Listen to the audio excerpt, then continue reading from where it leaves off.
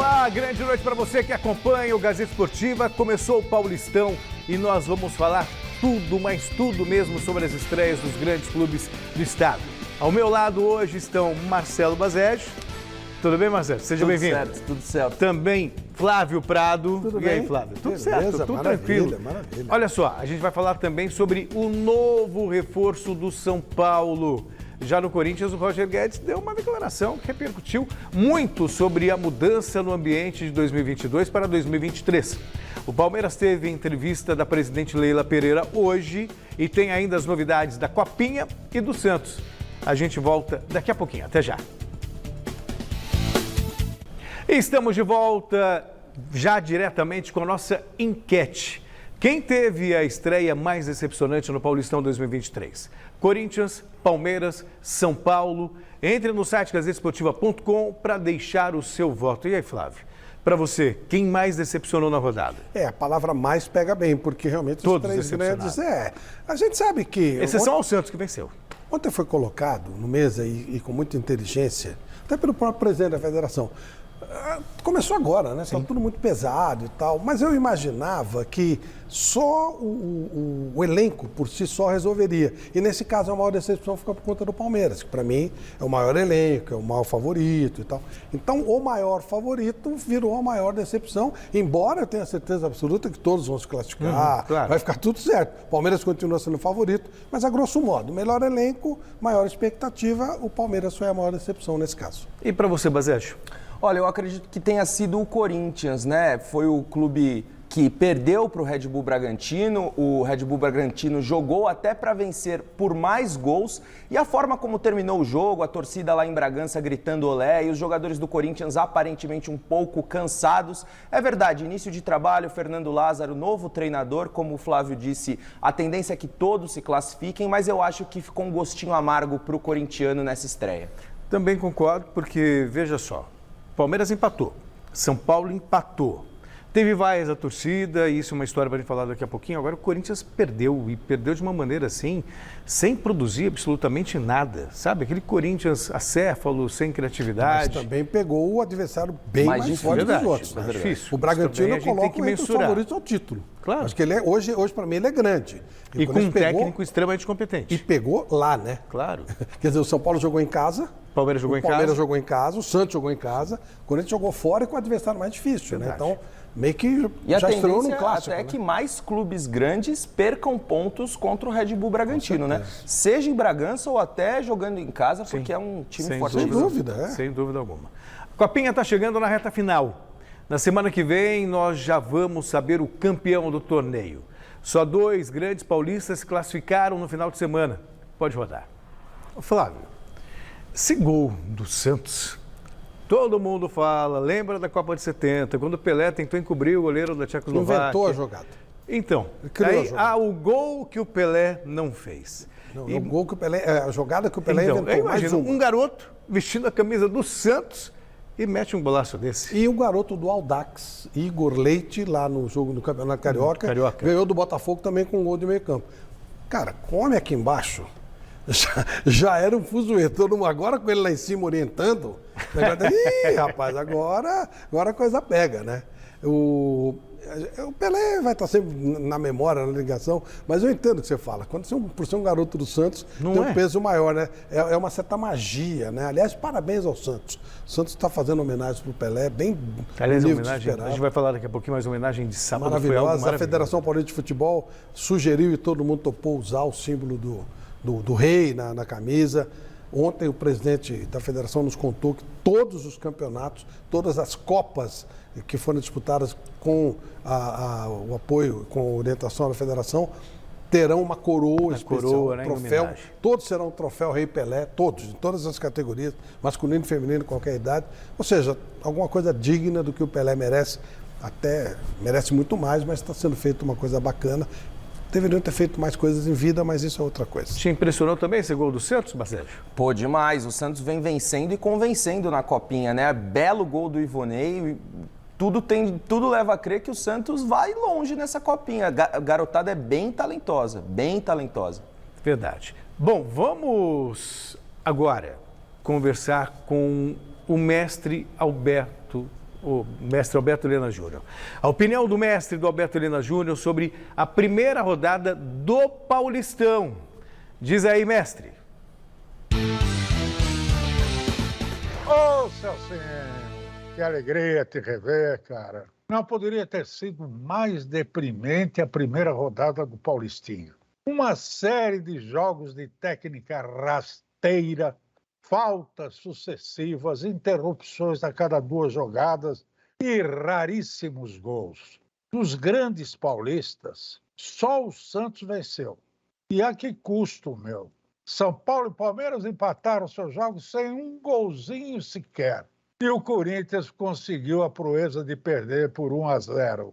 Este mês de janeiro, meu caro, deveria ser reservado para que os times se preparassem melhor, e com vistas às disputas mais expressivas do nosso já insano calendário.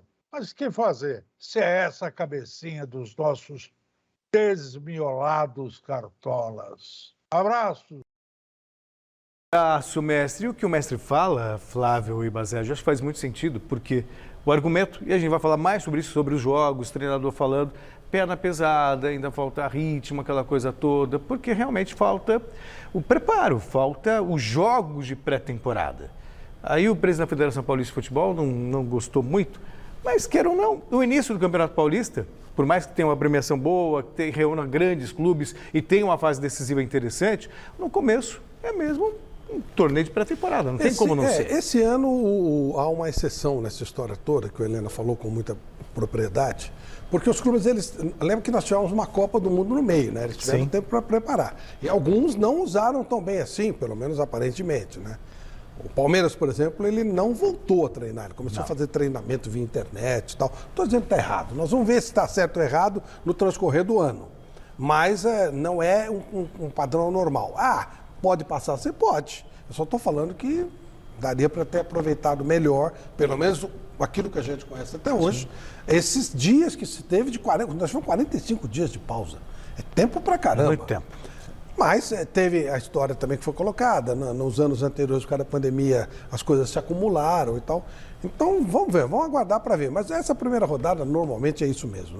É bem complicado para todo mundo. Mas como você bem falou, Flávio, os times tiveram cerca de 30 dias de pré-temporada, algo inédito no futebol brasileiro, porque geralmente as pré-temporadas são de 15, no máximo 20 dias.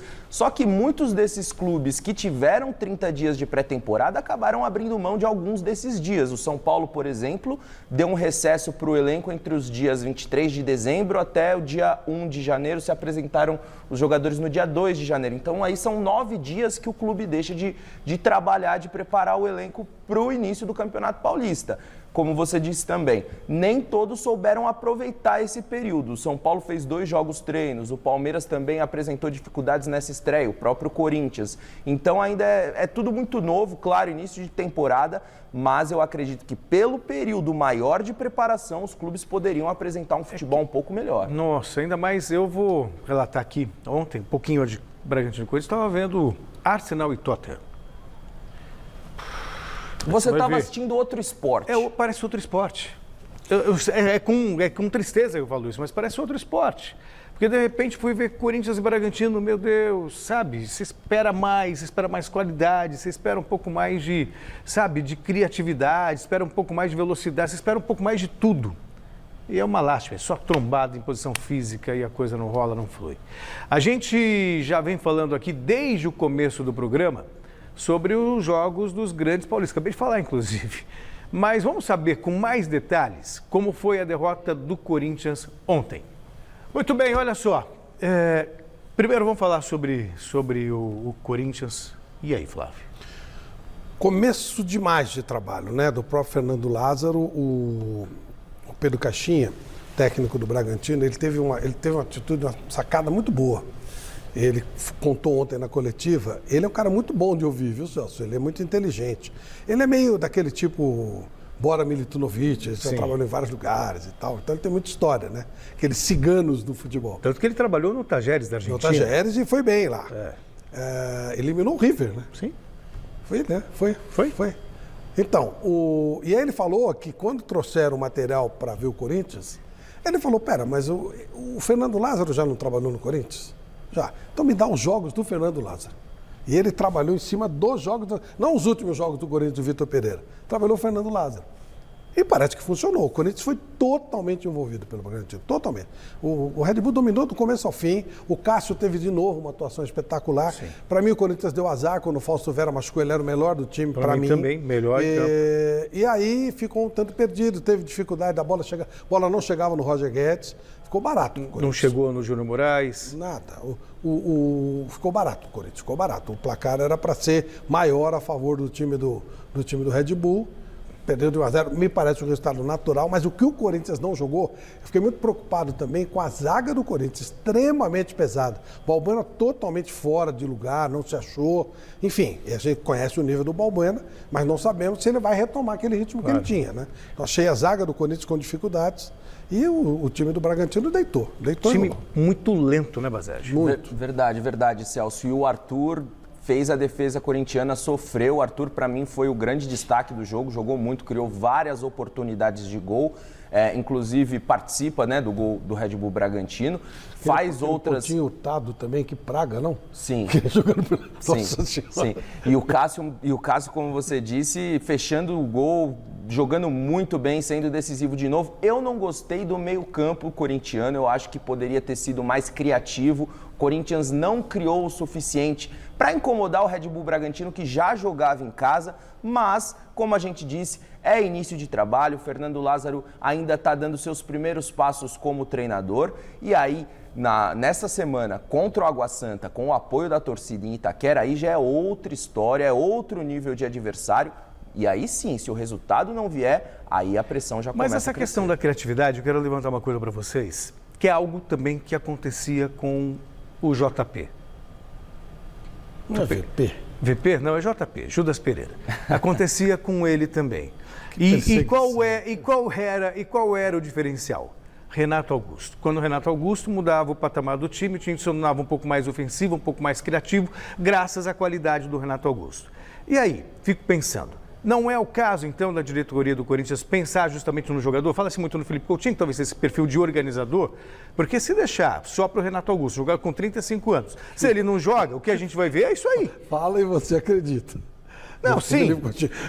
Se não for ele, tem que ser alguém. Podia ser o Cristiano Ronaldo. Podia ser, não conseguiram cobrir aquela propostinha dos árabes.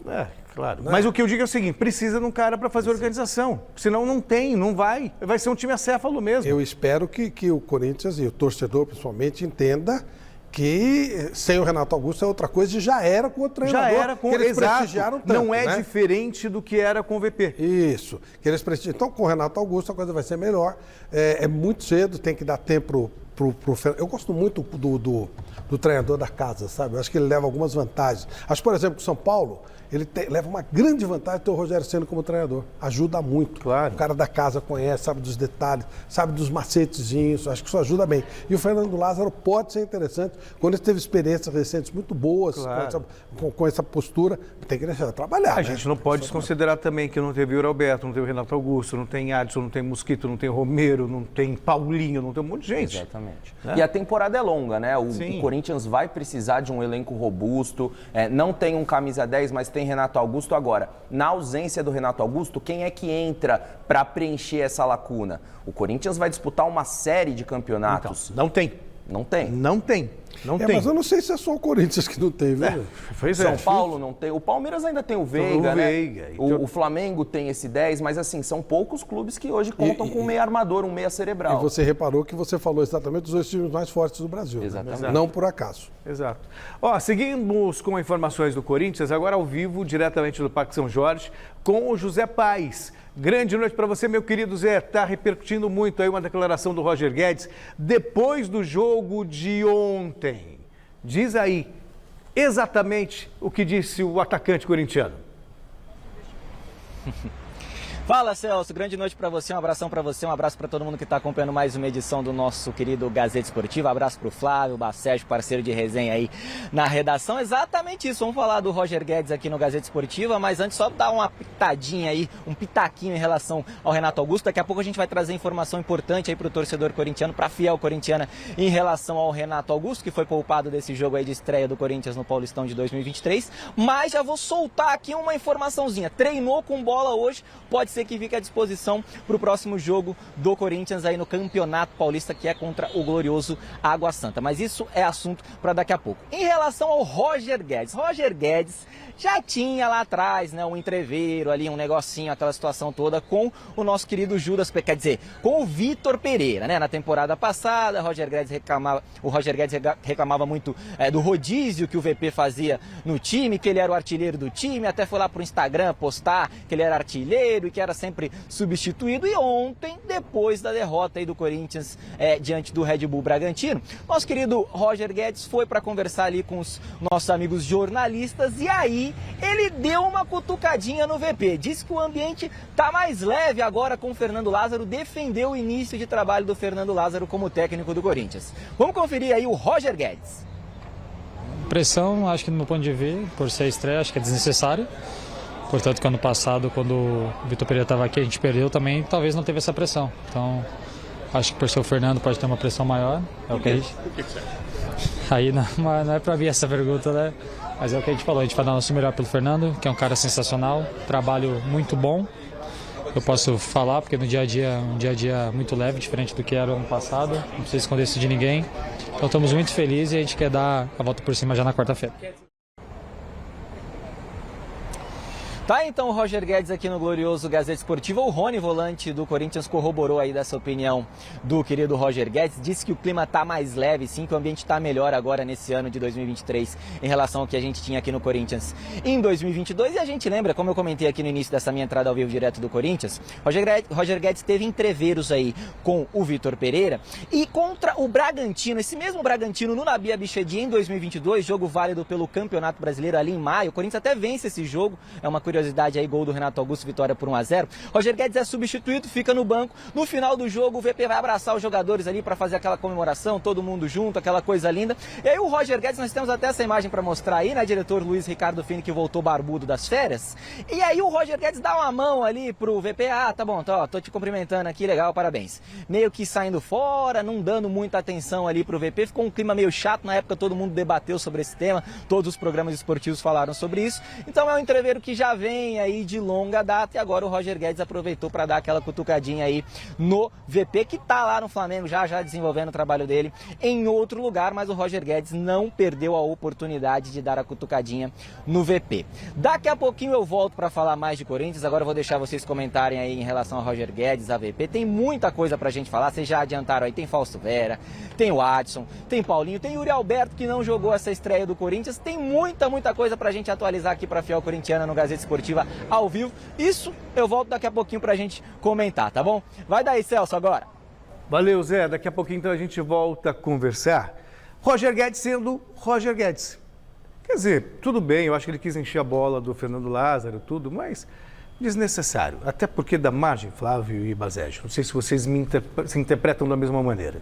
Tipo, não gostava de um porque cobrava, talvez está aí defendendo o outro, que talvez não cobre tanto, seja mais amigão, não sei. Mas da margem há algumas interpretações que talvez não sejam nem tão positivas para o próprio Fernando Lázaro. Eu não gosto muito dessa coisa de você falar mal de quem foi embora.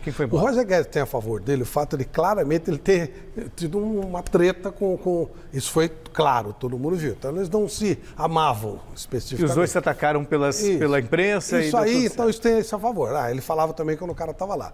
Mas eu também concordo, acho desnecessário. O cara saiu, vai cuidar dele. E outra coisa, né? A torcida já faz isso com tanto prazer. Não precisa ele falar, não é? Não é verdade? Todo mundo já sabe que o ambiente não estava bom, né? Nossa, a torcida do Corinthians está vendo o jogo do Flamengo como nunca viu na vida. Só para secar o cara. A torcida do Palmeiras, eu vi corintiano falando que vai vestir a camisa do Palmeiras na Supercopa. Eu não acredito. Para torcer pro... Eu também já ouvi. Para torcer pro Flamengo. Eu também já ouvi. Para torcer contra o Flamengo.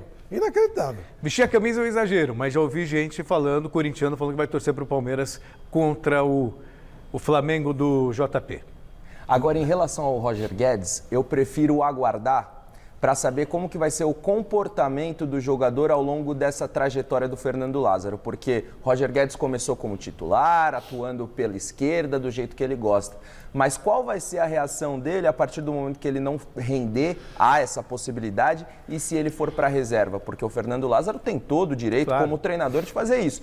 Como será a reação do Roger Guedes quando acontecer isso, se acontecer isso? Eu prefiro esperar para ver, porque a gente sabe que o Roger Guedes é um jogador que tem uma relação difícil. Mas você sabe que um ponto conta a favor do Roger Guedes, e eu me recordo que nas brigas com o VP, algumas coisas eu dei até razão para o VP, que era a questão da disciplina tática do Roger Guedes ser mais proativo e ajudar sem a bola.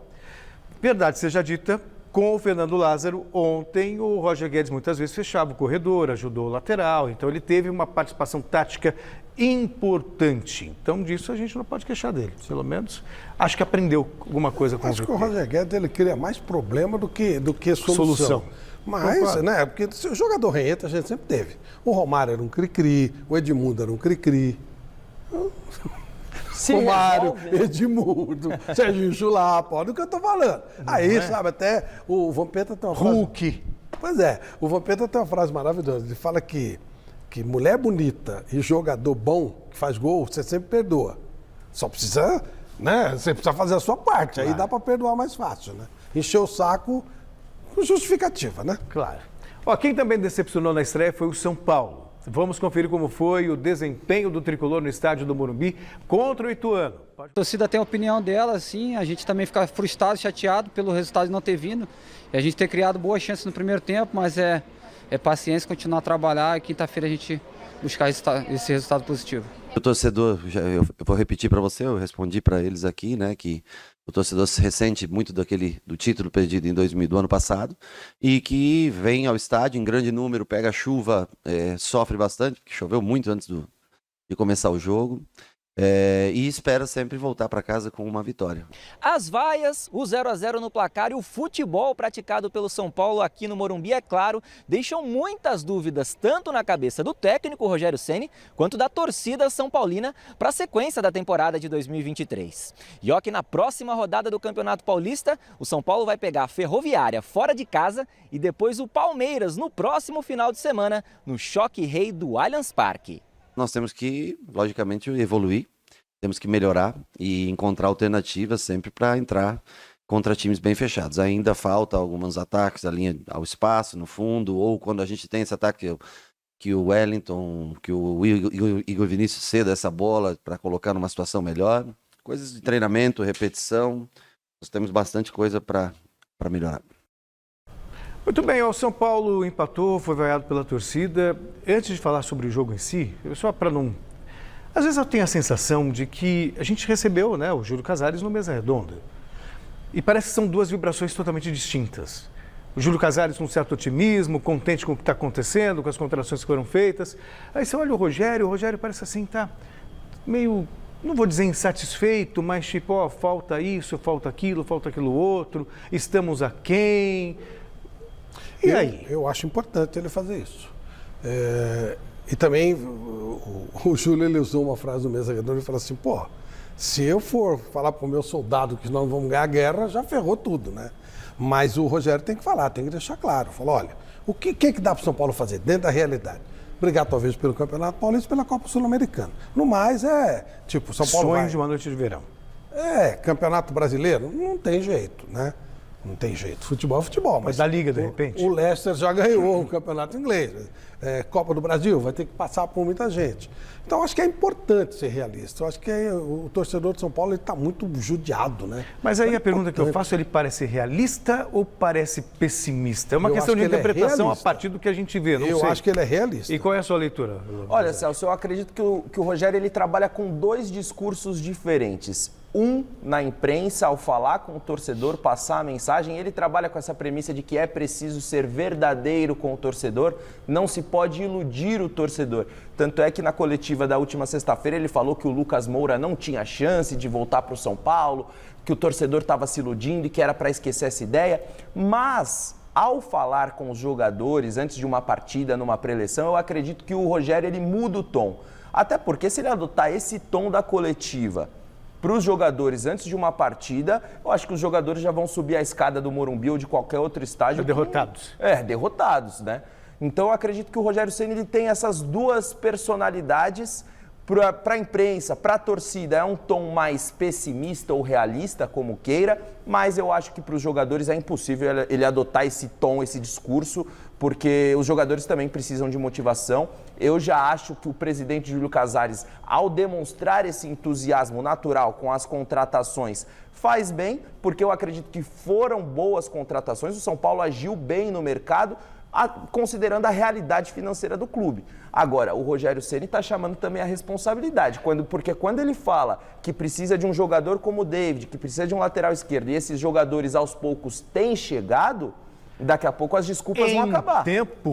Temos novidade, então aproveita e já conta pra gente aí, Basérgio. Verdade, o São Paulo acertou a contratação do atacante David, né, que era um pedido especial do técnico Rogério Ceni, que apesar das chegadas de Marcos Paulo, Pedrinho, Wellington Rato, todos esses jogadores podem jogar aberto, né?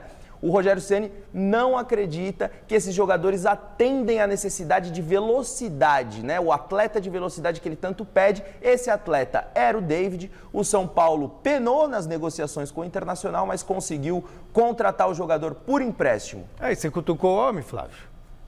Ele tirou um sarrinho na rede social. Conta pra gente. Aliás, eu fiquei foi? sabendo da história de uma maneira muito engraçada, né? Recebo uma mensagem no meu celular, olhei lá, Júlio Casares. É bom frisar, gente, que eu sou amigo do Júlio Casares muito antes dele pensar em ser presidente de São Paulo e eu pensar em ser comentarista do Gazeta Esportiva. Então eu conheço o Júlio há 300 anos. Aí ele mandou uma mensagem assim, e aí? Não, o Júlio é fino, né? Eu aqui não sou. Aí ele falou assim, e aí? Se você botou lá no Twitter que o São Paulo não tinha chance de contratar o David e tal, que o Red Bull entrou na parada. Então eu falei, e daí? Ele falou, acabei de emprestar o David. Falei, Tá vendo só? Eu falei, pois é, e tal. Aí me desafiou para um duelo. Ao pôr do sol, que faremos em ou breve. ao nascer do sol. Não, é verdade, que faremos em breve sobre Bragantino e São Paulo. Bragantino e São Paulo. Vamos fazer uma verdade. Nas redes sociais você é famoso discutir por a isso. respeito Mas, disso Celso, aí. eu vou até defender o Flávio nessa, porque apurando essa negociação, o Red Bull Bragantino ele fez uma proposta ao Internacional superior à do São Paulo. O que o São Paulo vai pagar para o Internacional pelo empréstimo, cerca de R$1 milhão, é um valor inferior ao que o Red Bull Bragantino propôs pagar pelo David. Então, quer dizer, contou muito a vontade do jogador investir a camisa do São Paulo e não a do Red Bull Bragantino. O Rato, né? Mais a proposta do Fortaleza era melhor para o Rato do que o do São Paulo. Vou aproveitar, já que o David foi contratado, o Rogério Ceni falou dias atrás sobre as características, o que ele gosta no David. Acompanhei. O Pedrinho não é um velocista, o Pedrinho é um jogador de muito bom drible, um jogador rato, um jogador que tem também uma boa velocidade, sabe jogar por dentro, sabe jogar por fora. Nós ainda precisamos desse jogador de força. Muito se fala do David, vou antecipar a próxima pergunta de vocês. Tá? Eu trabalhei com o David no Cruzeiro, primeiro, eu coloquei o David para jogar no Cruzeiro, foi vendido para o Fortaleza, eu coloquei o David para jogar no Fortaleza, foi vendido para o Internacional. E é questionado como se eu preciso de um jogador das características do David. Então essa contratação tem o dedo do Rogério. Sim, ele confessou que ele queria. Bom, aí, né? Acabou de falar. Claro. E acho que o São Paulo tem um elenco defasado, né? Então ele precisa mesmo de jogadores. Tem que tentar se aproximar ao máximo que der. O resto da conversa com o Júlio foi muito engraçado, mas deixa pra lá. Aí já fica uma coisa muito pessoal. Deixa em off, deixa em off. Não, é legal, é um papo legal. É bom quando você tem um relacionamento. Que nem eu falo, né? Os caras falam assim, você é amigo do Tite, do técnico da seleção. Eu falo, não. Eu conheço o Tite quando ele era reserva da Portuguesa. Depois ele virou técnico da seleção, sorte minha. Como o Júlio virou presidente de São Paulo, né? E sempre há um distanciamento crítico. Eu tenho muito amigo pangaré também, não é só... Não é, né? Não é? Tá olhando para um, né? Não, você não. Você é isso. Bom, resumão aí da rodada. O Santos, o único grande que venceu, né? Foi. Agora a homenagem do Pelé foi linda, né? E aí, de novo, né? Ontem a gente ficou sabendo que houve a necessidade de uma troca para o jogo ser à noite, para aproveitar muito as luzes. E o Santos fez uma coisa maravilhosa, como você disse. E o Palmeiras foi legal e topou trocar. Sim. O jogo, na tabela original, o jogo do Palmeiras era à noite e o do Santos um pouquinho mais cedo. Muito legal colocar aquele trono, a coroa. Tudo que você fizer para o Pelé é pouco. mas tem que fazer, tem que demonstrar essa eterna gratidão. Ontem o neto do Pelé, que é São Paulino, entrou com o São Paulo em campo, deu pontapé inicial no jogo São Paulo e Ituano. Enfim, tem que enaltecer. Foi uma perda dolorosa para o Brasil a morte do nosso querido Rei Pelé. E você eleva a imagem do Pelé até para os jovens que não conheceram Pelé. Muitos jovens só se deram conta da grandeza do Pelé, infelizmente, por causa da morte dele e de tantas homenagens ao redor do mundo, né? A presidente do Palmeiras participou de um evento do clube hoje. O Alexandre Silvestre foi lá conferir tudo o que a Leila Pereira disse. Está curioso para saber? Então preste atenção. O departamento de marketing do Verdão lançou plataforma que une um banco digital ao Sócio Avante e a outros produtos e benefícios oferecidos pelo aplicativo aos torcedores do Palestra.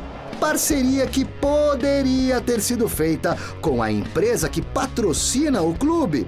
Poderia, mas não foi. A presidente da Crefisa e do Palmeiras preferiu evitar a tal saia justa. Minha dedicação é full time ao Palmeiras, então eu achei que não ficaria bem, né? Até por questão de conflito de interesses. Garoto propaganda e cliente número 1 do plano é ele, claro, o português mais amado desta família. Agradecer a todos vocês, à Presidente, e esperar que desfrutem das vantagens de ser palmeirense, de ser sócio avante e de ser nosso torcedor. Novas receitas, novos recursos para acelerar o processo de contratação. Afinal de contas, o Palmeiras da Leila, do Abel Ferreira e de tanta gente perdeu 2 titulares importantíssimos recentemente, o Gustavo Scarpa e o Danilo, que foram ambos jogar no mesmo time inglês. O nosso time já é extremamente competitivo, vocês sabem disso, mas estamos sempre em busca, não é? De melhorar cada vez mais, mas sempre com o aval dessas 3 pessoas: diretor, técnico e a presidente. Já estão conversando sobre isso, sobre nomes e tudo mais? 24 horas. 24 horas por dia. Jogadores que vêm de fora? Olha só, eu não vou, eu sabia que vocês iam perguntar sobre isso, mas está certo, está correto. E eu pedi, porque eu gostaria de conversar com vocês, isso até para tranquilizar o nosso torcedor, entendeu? Que terão excelentes notícias o mais breve possível. Nesse primeiro semestre? Claro que sim. Para a vaga do meia-atacante Gustavo Scarpa, tem jogado o garoto Endrick, outra característica que muda até o esquema de jogo do time. Para o lugar do Danilo, o volante Jailson, recuperado de lesão no joelho, é uma das opções no atual elenco. Além dele, as crias da base, Gabriel Menino, que nem é mais tão menino assim, e o Fabinho. Abel Ferreira, que ganhou hoje um cartão verde das mãos de Leila Pereira, quer algo a mais. Claro que procuramos um jogador de qualidade e, não é, paga-se a qualidade, não é? Deram 20 milhões para levar o Danilo, a qualidade paga-se. E, portanto, claro que procuramos um jogador para essa posição, não é sabido. Portanto, eu disse-vos o ano passado que se não saísse ninguém, não ia entrar ninguém. Como saiu, tem que entrar de qualidade. E a qualidade custa dinheiro. Danilo, que já posou para foto hoje, no perfil da Premier League, do Nottingham Forest. A camisa ficou bem nele, inclusive. Ó, Flávio, o Scarpa vai fazer falta. Ok, mas o Danilo eu acho que faz muito mais falta porque, com todo respeito aos jogadores que lá estão, mas não me parece que as reposições estão à altura do que foi o Danilo. Então, é curioso que o Palmeiras, quando lançou o Danilo, o que menos me dava a impressão que ele ia vingar seria exatamente o Danilo, que o Luxemburgo puxou e tal. O menino surgiu forte. A gente tinha o Patrick de Paula, que era aquele cara. Depois o Gabriel Menino chegou explodindo, foi para a seleção muito rapidamente. E no final o Danilo foi o que vingou mais rapidamente. Já foi futebol inglês, tomara que ele tenha muita sorte. São 2 perdas grandes. A chegada do Endrick é uma grande contratação, entre aspas. O Palmeiras vai ter que se mexer, vai ter que trazer alguém até para dar uma satisfação para a torcida, mas eu gosto muito dessa ponderação da Leila, quando ela fala, olha, eu tenho que tomar cuidado porque o dinheiro farto, ele acaba se você não tomar cuidado com ele. E o Palmeiras, até prova em contrário, tem realmente um elenco extremamente competitivo. A imprensa espanhola, estava até comentando com o Bacégio aí, eu não estou dando essa informação, tá? Só estou dizendo o que está falando na imprensa espanhola, mais especificamente em Sevilha. Está dizendo que o Palmeiras acertou a contratação do Ocampo, aquele jogador argentino, atacante que está emprestado no Ajax. Ele é de Sevilha, está emprestado no Ajax. Não sei se é o perfil do jogador que interessaria para o Palmeiras nesse momento. Bom, o Merentiel está saindo, né? Talvez seja para essa posição. Mas eu também não estou dando essa informação, porque eu estou só lendo aqui uma repercussão da imprensa espanhola e a gente nunca sabe como é que isso funciona. A gente macaco velho, né? Às vezes alguém lança balão de sai e tal. Só estou citando uma coisa que está citada. Mas está dentro da lógica que o Palmeiras tem feito. Pode ser. Mas eu acho que o Palmeiras tem que tomar certos cuidados, sim. O Flamengo é o seu grande competidor e trouxe o Gerson de volta, o que é uma considerável contratação. Nós vamos ter que esperar para medir um pouquinho. Acho que o Palmeiras vai ter que gastar algum dinheiro, mas só vale trazer jogador que vá fazer diferença no elenco, senão não adianta nada. O Palmeiras tem sido bem pontual mesmo. Desculpe, sai uma peça, ele traz uma da posição. Sai outra peça, entra... A base do Palmeiras é extraordinária. Tem muito jogador bom. Não é só o Endrick, não. Então, talvez a prioridade seja botar esses moleques para jogar. Se o moleque não aguentar, traz alguém. Trocar, trazer alguém inferior ao moleque, ao potencial do moleque, me parece não ser uma política muito inteligente. Fala, Bacégio. Então, a Leila Pereira ela é uma presidente bastante inteligente. Ela sabe que o mercado está inflacionado e é a lei da oferta e da demanda. O Palmeiras perde um jogador importantíssimo que fazia parte da espinha dorsal do time. O Danilo chegou a disputar jogos pela seleção brasileira, chegou a ser convocado e agora vai para a Europa, vai se juntar ao Gustavo Scarpa no Nottingham Forest.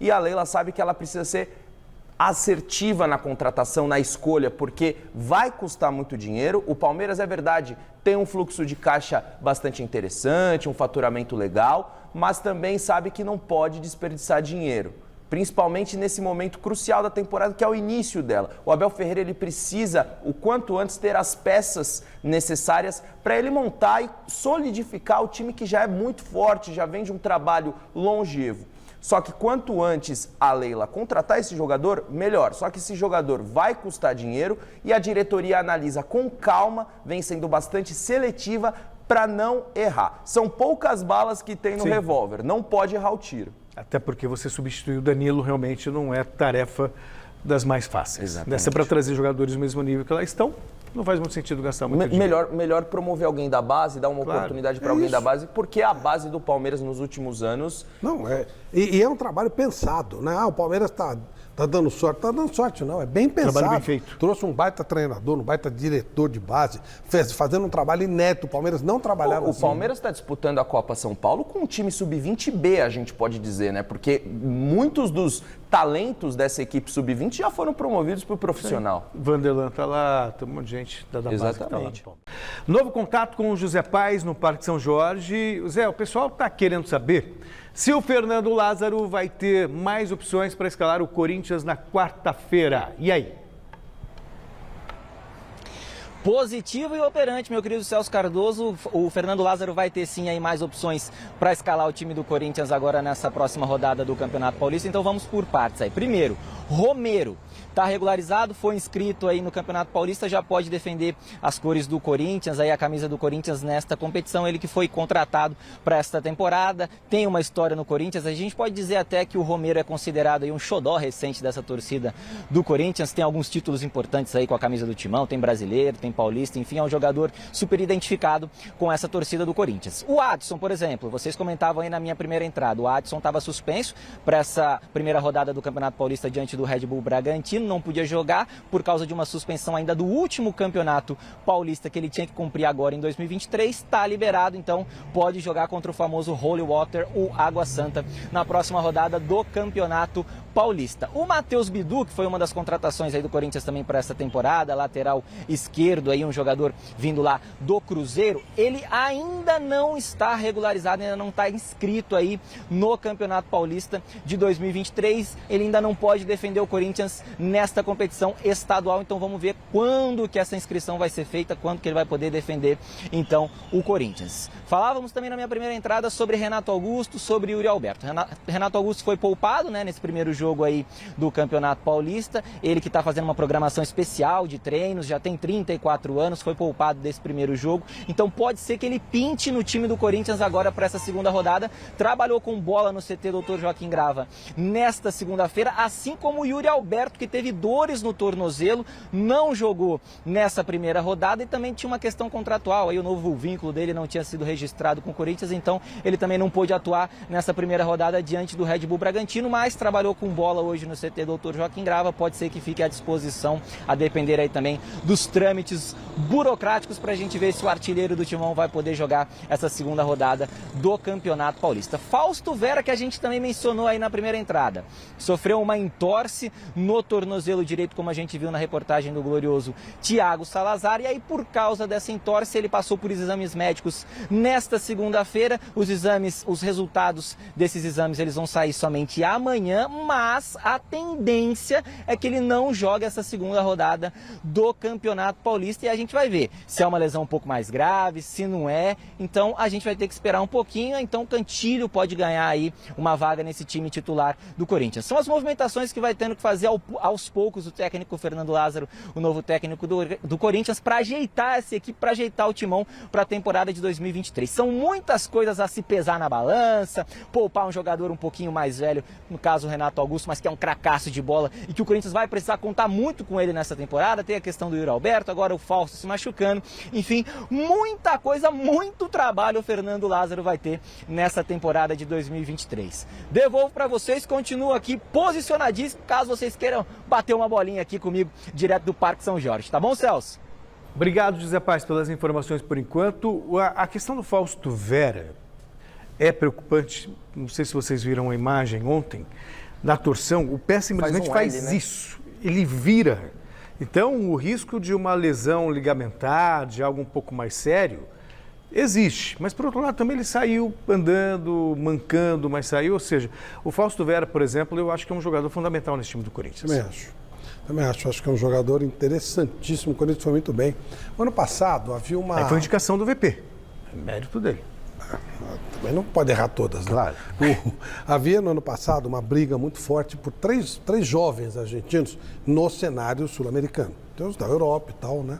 Uma segunda linha, vamos dizer assim, com todo respeito, claro, né? Tinha o Fausto Vera, tinha o Galopo e tinha o Flaco. Cada um no seu estilo, cada um no seu jeito.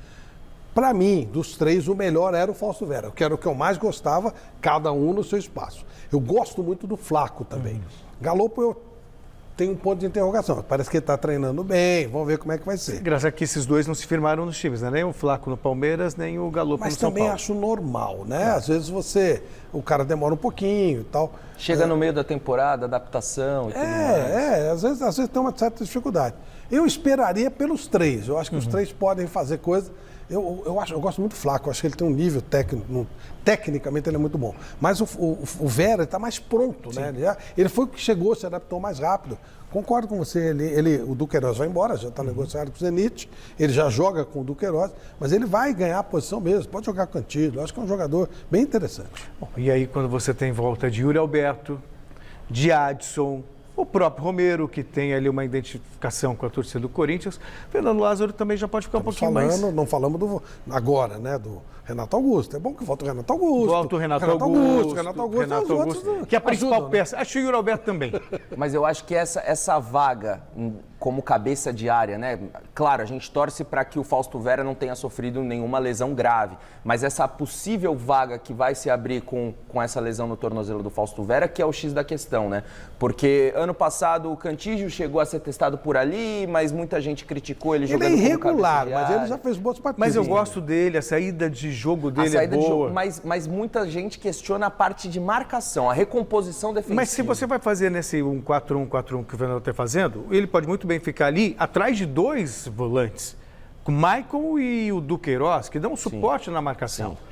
Então, eu acho que nesse sistema dá para você aproveitar o Cantilho, ou Cantígio, numa boa, porque não vai ficar tudo sobre ele, a responsabilidade da marcação. Você tem Maicon e tem Duqueiroz também que fazem esse trabalho sujo. Bom passe, né? Sujo, entre aspas, né? Que é o trabalho de marcação um pouco mais forte. Flávio, em nenhum momento eu percebi o Fernando Lázaro preocupado. Ele passou uma confiança muito grande que, apesar do resultado ruim, o Corinthians vai conseguir bons resultados. E a rodada de meio de semana... é favorável. Favorável. Eu acho que cada vez perdeu em casa. Não, cada vez mais fica uma coisa muito séria, né, para o clube demitir o treinador. Claro. E cada vez mais há uma cobrança. A gente já percebeu que essa bobagem de ficar trocando treinador já não engana mais ninguém. Quando um clube começa a trocar o treinador, eu culpo o clube. É claro. E não o treinador. Contratou errado. Tem que dar um tempo para o cara trabalhar. Mínimo. Se não der esse tempo, é uma falta de competência do clube que colocou o cara errado. E com o Fernando Lázaro não é diferente. Ele tem que ter o seu tempinho para trabalhar, para mostrar o seu trabalho, a sua competência. Da outra vez que ele pegou, ele foi muito bem. Na seleção, ele fazia um bom trabalho. Então, ele é um motivo para que ele não tenha esse espaço no Corinthians. Se tem um cara que conhece o Corinthians, esse cara é o Fernando Lázaro. São anos de casa, participou da comissão técnica do Tite, depois trabalhou também na comissão técnica do Carille, já comandou o Corinthians de forma interina, tem bons resultados, é um cara que vem promovendo algumas mudanças, ele era do Cifute, hoje ele já convida os profissionais do Cifute para participar do treino no campo, então ele vem fazendo algumas mudanças, conhece o clube, conhece os jogadores, o material que ele tem em mãos. Né? Se preparou. Exato. E não é só são os números do jogo, Exatamente. são os números também do treinamento. Resultado da enquete. Quem teve a estreia mais decepcionante no Paulistão 2023?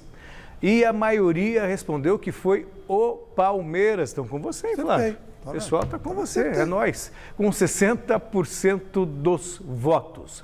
O Gazeta Esportiva termina por aqui. Na sequência você tem o Jornal da Gazeta. Obrigado, Bazégio. Bom tê-lo aqui no Gazeta Esportiva. Flávio, uma boa noite e a gente volta amanhã. Boa noite. Tchau.